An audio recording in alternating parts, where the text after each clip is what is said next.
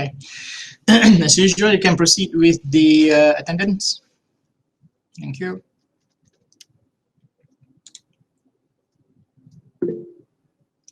Now I'm having my screen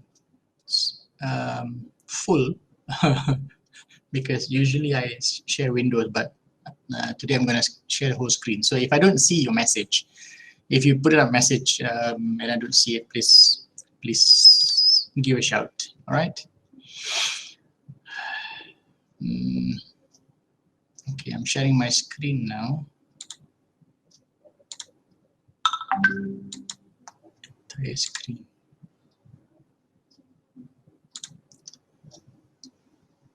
All right. Okay. So you should be able to see the Word file on my right and also the PDF of the paper. Now I have uploaded new files, well, updates. So if you remember, hang on. There you go. This SNP and GWAS, it was 11th of June. So now it's, I don't know if you can see this. So it's now updated 16th of June. The notes is also updated 16th of June, and the file is also 16th of June. Okay. So I've uploaded that, and soon I will be uploading your assignment/exam questions. I'm still refining because within the lectures they're still talking about the best way to do exams. So you know, we are having to decide what's the amount of time and things like that. Okay. So anyway, that shouldn't be your problem. Your problem is to just keep on with the with your struggles. Oh, somebody just come in. Right. Okay. So in the previous class, I had we had a look at this paper, this collection of papers. We went through one by one, but basically I had papers that date as far back as 2007. I did give you, I think, a little bit of history. For example, we had the first platform in year 2000, and then who bought Selexa, and then Illumina, and then you've got Solid, and so on. All right. So, but in any case, the file, you have the file. I've already uploaded the file and Spectrum. So we looked at the various different platforms. Basically, you have this SBS sequence by synthesis, and then you have the SMS single molecule sequencing, and the current most popular is the Illumina. They've got the HiSeq, MySeq, SeqSeq. So all these different platforms, and then you have the single molecule sequencing. I think the one that's popular at the moment is Ion Torrent.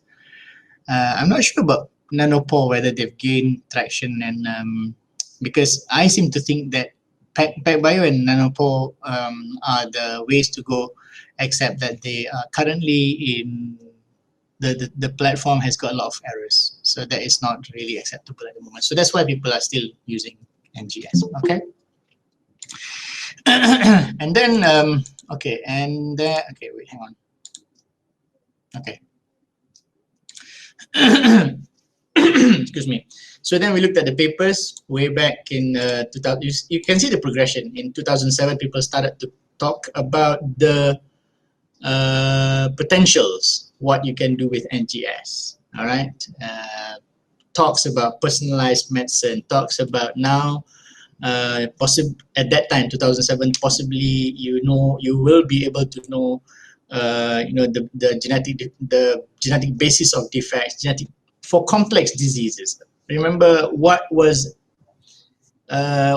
people can do before that is looking at single gene disorders, where you can see Mendelian inheritance, blah blah blah. But for cases where there are complex disease, they're determined by a lot of different genes, it is before NGS, it was not possible to actually look at those kind of diseases. But now with NGS, they can.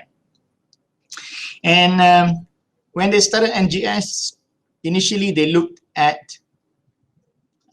say for example, at that time you're talking about trying to look at certain genes, right, or group of genes, known genes. So this is where they said NGS was used for candidate gene expression, candidate gene analysis. I mean, you have a selection of candidates, maybe 10, maybe 50 genes, but basically it was based around a restricted number of genes, and try to see whether there's any relation with between the gene and the disorder.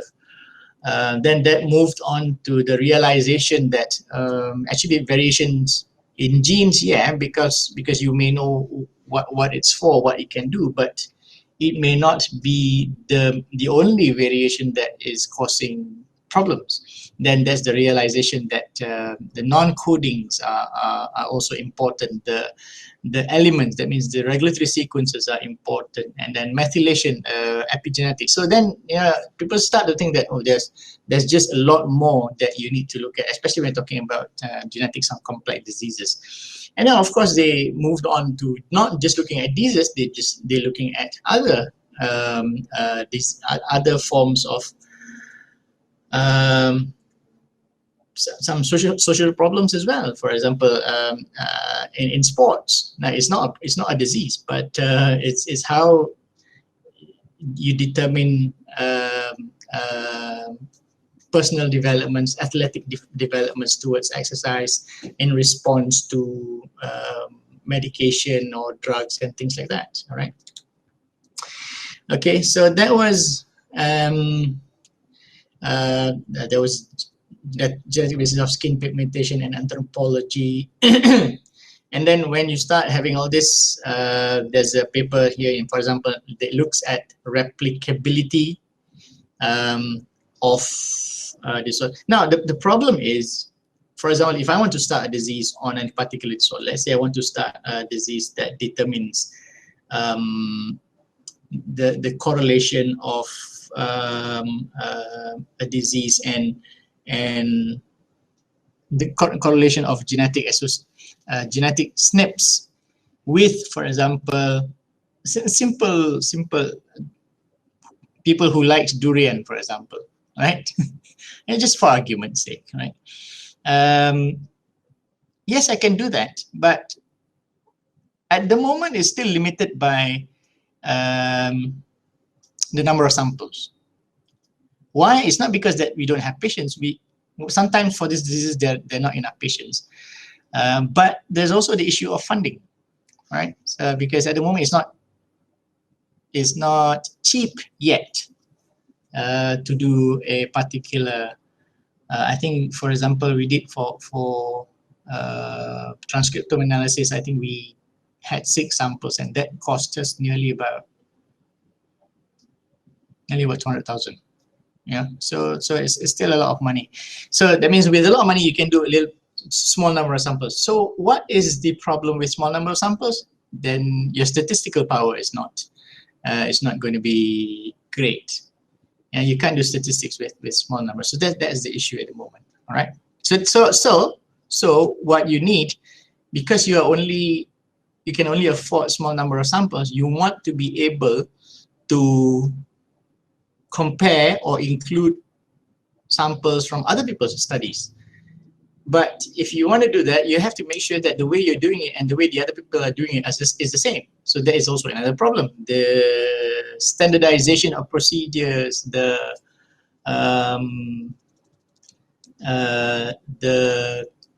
you deal with your data. These are some of the issues. Later we'll see some more papers that discuss methods. All right. 2012. I think this is the era where people are starting to generate a lot of data. All right. So here, genomics of adiposity. Adiposity, that means adiposity is obesity. 2013, genomics of elite sporting performance injury. Whether you are predisposed to, whether you get injured easily, or sorry, I have to keep clicking around. Whether you have they have actually found a very nice correlation between muscle twitching. They categorize that you have one mutation that allows your muscles to contract and expand it's called muscle twitching very, very quickly, and these are very suitable for sprinters, whereas the ones that do very slow are actually more suitable for long distance runners, right? And then towards 2013, and then people started looking at epigenetic roles, the role of epigenetics in determining the outcome. So as mentioned, most of the studies at that time were focusing on genes, simply because when you have a mutation, variation, you know what it means, but having variation outside of genes doesn't really immediately tell you what the problem is, unless, so that's why less study was done at that time, 2013. Then I think we stopped. Okay, there was a study on GWAS and suicidal behavior. I think one of you asked, Faz asked about, what determines suicidal behavior. So I did some reading, and I've added the information here, additional info. What is it?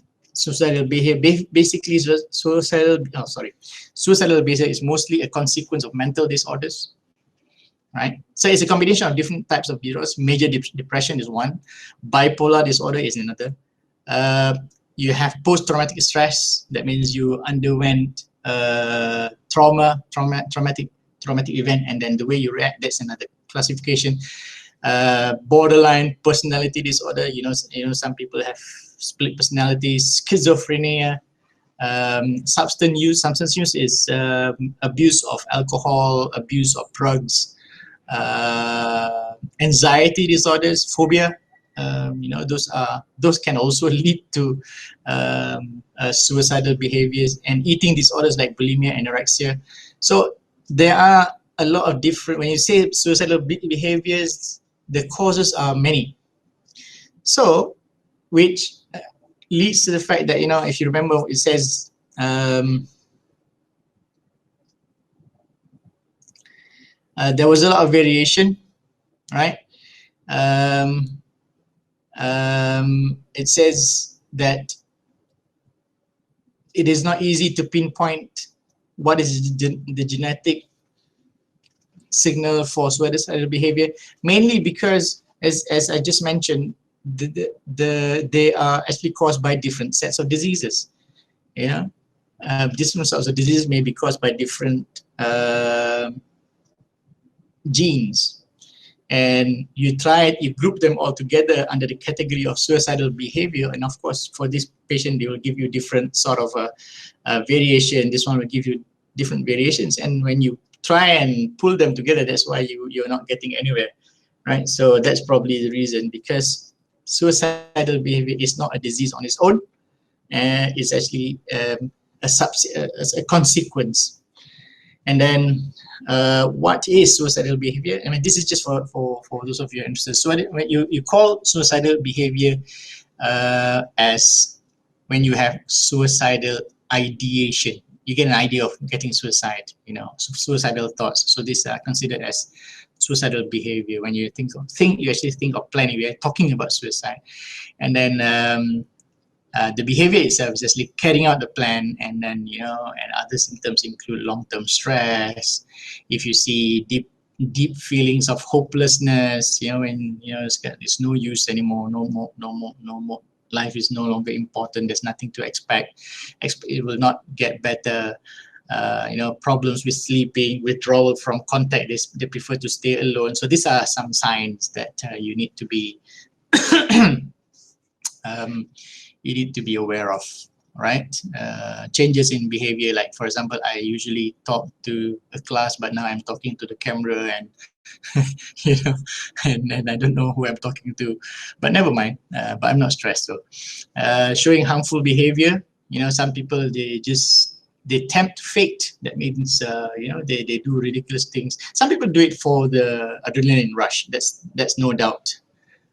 They just want to feel the rush, but others, you know, they just don't care, and you know, so things like that. All right. And also, if you see preparations to leave, you know, some people before they do anything, they look for long lost friends, relatives, you know, things like that. So okay, so I think enough of that. So this is just oh yeah, here this. Although women are 3 times more likely to attempt suicide, you know, but men are more likely to complete the act. This is just some statistics. I just thought I'd share with you some of the findings. Now again, I haven't really done any real study on this. This is some of the facts that I get from some of the sources online. All right, so because this is not really the subject of our study, so I don't really mind. So okay, so please bear that in mind.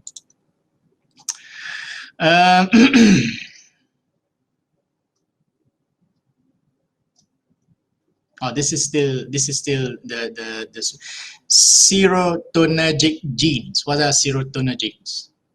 If you know serotonin is the hormone that is involved in feeling happy, right? I think serotonin. So I think we stopped somewhere in number 20, right? So we will continue now, okay? Also, first of all, so maybe before I forget, sorry for delaying the class. This is a very tiring day. I've got a discussion this morning. I've got a Viva as well. So yeah, maybe we'll just do this very quickly and then, right, I can let you off. So anyway, that's where it was at in 2014. People are actively trying to find association with diseases and so on, and then they were saying that no, don't just look at genes, don't just look at coding sequences, also look at the non-coding sequences. And then you start seeing papers that start to talk about this is 2000 paper number 21, generation non-coding genome, right? And then it says not only that you need to get the variation and find the association. It's people are now starting at that time, 2014, starting to think, you know, what do these variations actually do? In other words, you're trying to find the functional aspect, right? So this paper talks about, you know, you need to get the functional aspect, single nucleotide polymorphisms, and this is again, oh sorry,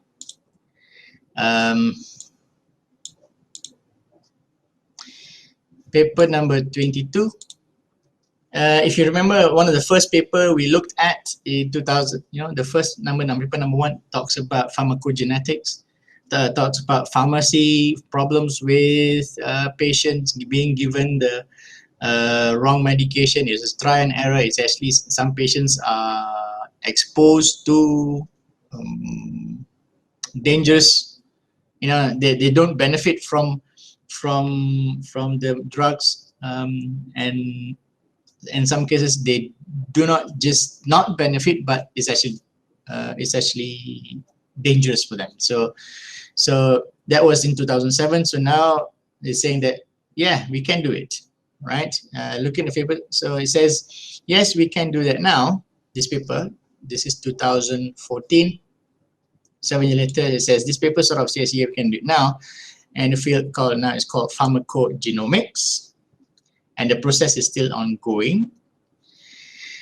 But they also realized that most studies have been looking at coding and has to focus on non-coding. So you see, it moves with time. You know, first they say, oh, we can do, you need to get all this variation. And then they say, oh, maybe variations are not just non-coding. We need to look at non-coding. And this one, at this time, 2014, people are saying, no, you need to focus on non-codings as well. I put a note here and says you should be able to see the progression. right? So this is the whole idea of seeing papers from 2007 and 2020. You want to see the changes in people's attitude, and it says, I said if you cannot find then you have to look again. All right. You can also see that there's urgency to standardize how research is done and how conclusions are made. Next paper. So the next paper says polygenic methods. So this is a time when they find that, oh, okay, there's a lot of data. People are starting to generate a lot of data, from 2007, this is 2014, they're about 7 years now. A lot of labs, a lot more money than they can do. And then also sequencing has gone a little bit cheaper, so the technology is accessible. But as I said, you need to compare results. But this is where they found that, it's not easy to compare because worldwide, people are using different methods, okay? So after 7 years of doing all this, then they said, talks about the method. We provide mini guides to genomic, this font issue, profile. Guides to genomic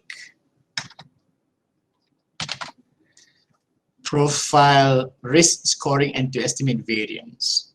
Right, so they actually wrote a guideline. So hopefully when people follow, then they can actually combine. Remember, I said individually labs can only do so much. Individually labs can only do like limited number of samples because of funds and so on. But you need to be able to compare and combine data worldwide. But it's just not happening at the time because people are doing different things.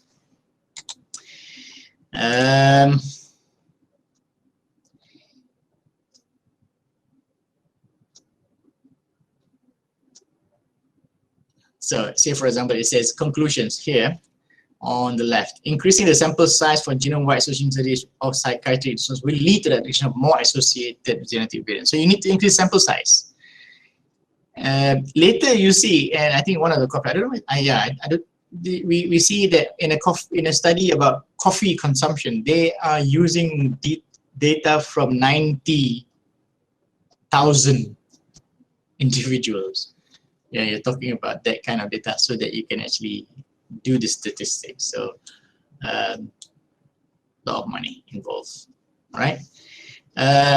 Paper 24 is, you see this topic again, suicidal behavior. So again, this is a review of what has been found. So it says follow-up on 16, suicidal behavior. Clearly, there are few, if any, genome-wide significant and reproducible findings yet to be demonstrated. They're saying that they compared, but it's not showing any trends.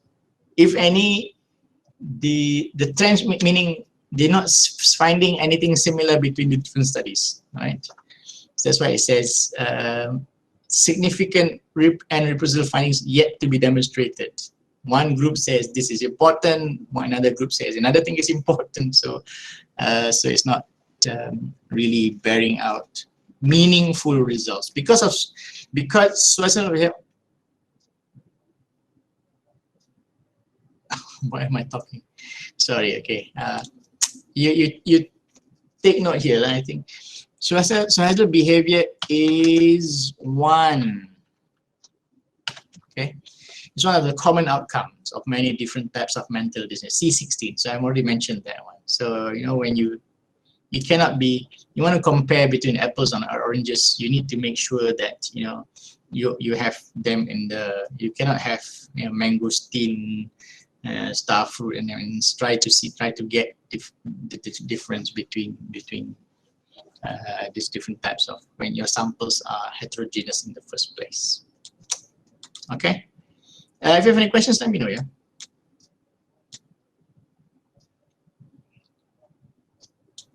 So they can conclude positively. We can conclude that GWAS should have a lot more potential to show in the case of suicidal outcomes than what has yet been realized. So it's just saying that the data is there. It's just that they're not doing it right.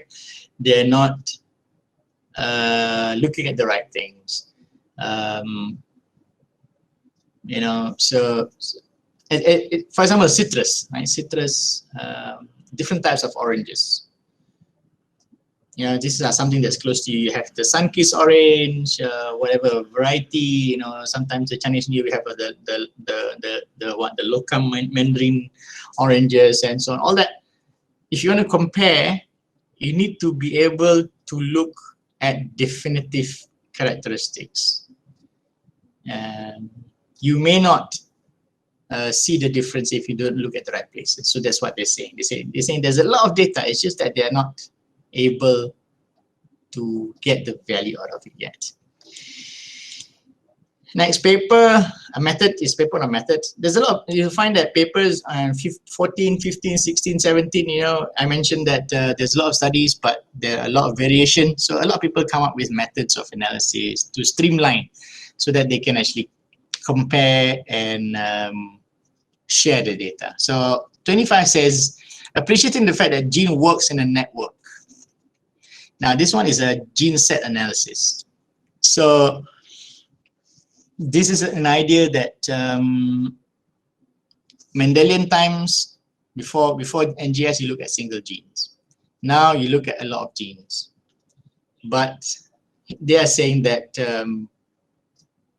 maybe you don't need to look at a lot of genes. Maybe you look at sets of genes, and hopefully you'll get better correlation. So that's what they're suggesting, right?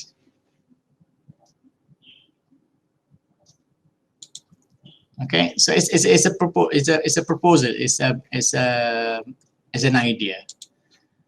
26. Again, review on the status 2016, because by now people have done GWAS for nearly 8 to 10 years. So they want to see, you know, what have they found? What they have. That was my problem actually, because we didn't do human genetics diseases. We did a plant, one plant. We're talking about the pathway, one biochemical pathway. So we had a lot of variations. We had a lot of data, but what we couldn't answer to our panel of reviewers. You know, when you have grants, you have to report to the panel of reviewers. They want to judge your performance and so on. So they ask a simple question: what do all this mean? Unfortunately, we're still after what, 3 or 4 years, we are still studying. So we don't have any concluded results. We have proposals, and the reviewers were not happy with it. They're saying that we didn't actually have a lot of solid data. So this is the thing. This is the situation that NGS is facing. It can give you a lot of data. You can give you a lot of techniques. You can reduce the cost. You can do genome sequencing in one day and things. But then you have all this association. You can find association. You can find statistically significant variation. But what does that all mean is not there yet. All right.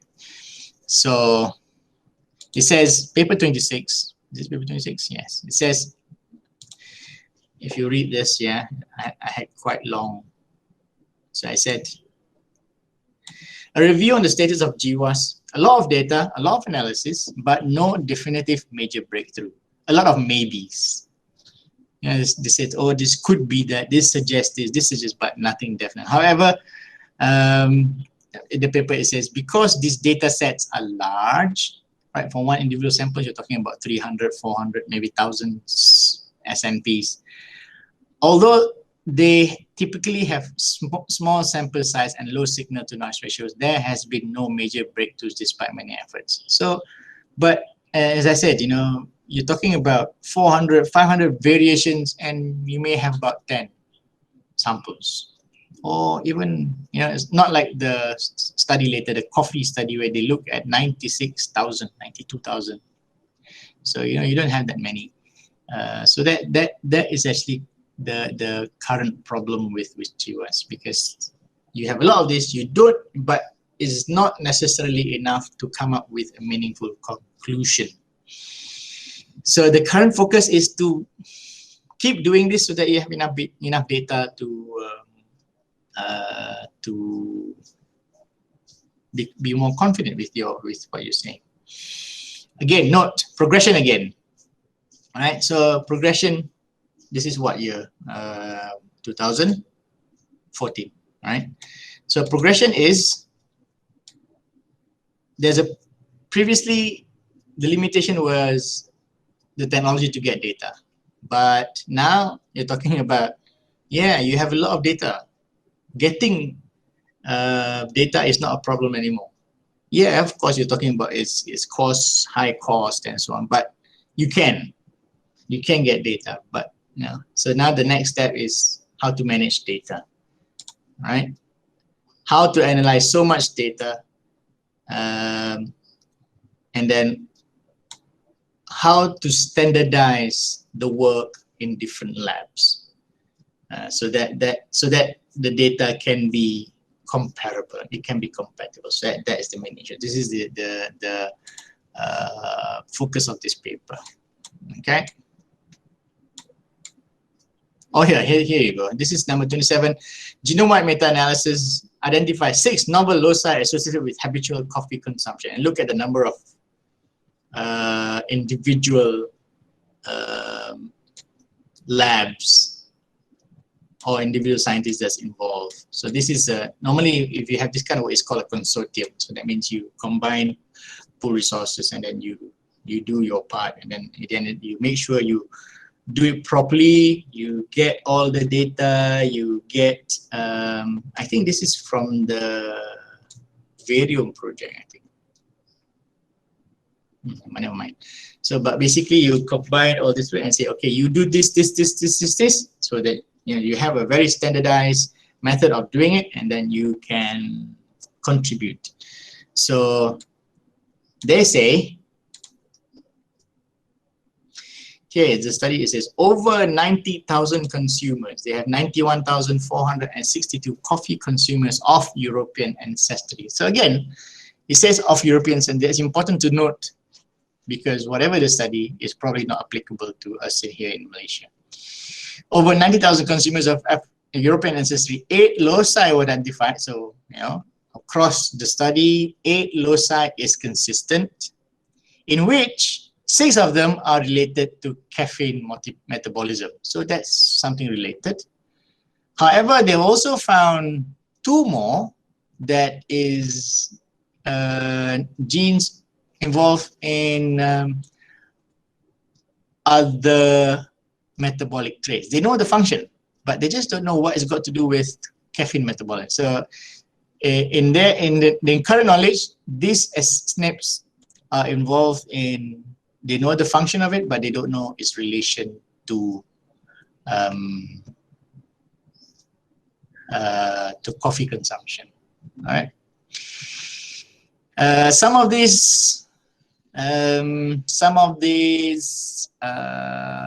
SNPs have been linked to smoking initiation, tendency to start smoking, higher adiposity, means obesity, fasting insulin, higher fasting insulin and glucose levels. This is indicators of diabetes, and lower blood pressure and favorable lipid, inflammatory, and liver enzyme profiles. So these are talking about the resistance towards alcohol and drug abuse. And so there are some correlations here that, but as I said, as what's been said previously, you have a lot of these maybes, but not definitive yet.